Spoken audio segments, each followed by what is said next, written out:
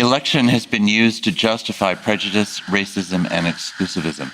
How does your perspective lead us beyond this? That's a great question. Exactly. Yeah.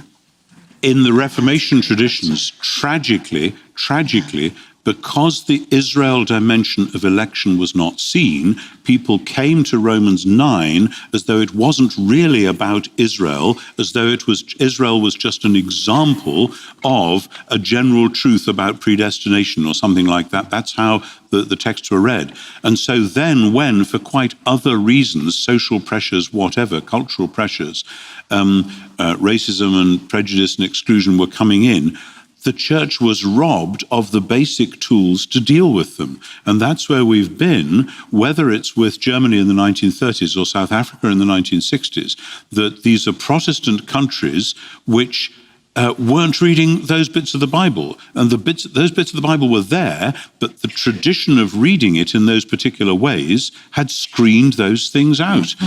So yes, but I mean, I want to say any biblical truth is capable of distortion, because that's the nature of the beast, that God has given us this fabulous treasure and we mess it up and misunderstand it. And then when we do that, when we take one bit and twist it, distort it, make it go off in different directions, woe betide us. That's why we need the body of Christ, and we need people to come along and say, sorry, we're missing out this or that. Yeah. That just as Paul would say, and I think Jesus would say, that Israel had taken these messages for the world and tried to keep them for itself, so we humans, redeemed humans, can think it's all about us. This is about me so that I go to heaven. Isn't that nice? Instead of taking this outward look, that this is about kingdom and about stewardship and so on. I'll come to that tomorrow.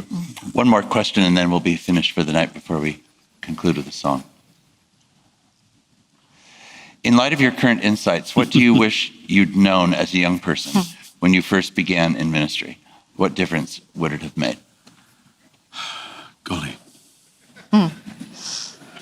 I wish I had known a long time ago that thing with which I began, the Abraham and Adam thing. It took me a long time to dig that one out. And when I found that rabbinic quote in Genesis Rabbah, I was happy for a long time, because it suddenly all sorts of things came together. But nobody was saying that when I started in the late 60s. The other thing I wish I'd known was this business about heaven and earth and the temple. That heaven and earth are not a long way away from each other, but they are overlapping and interlocking spheres, and that's what the temple was all about. Nobody was saying that when I was young, but it makes a huge amount of difference to everything.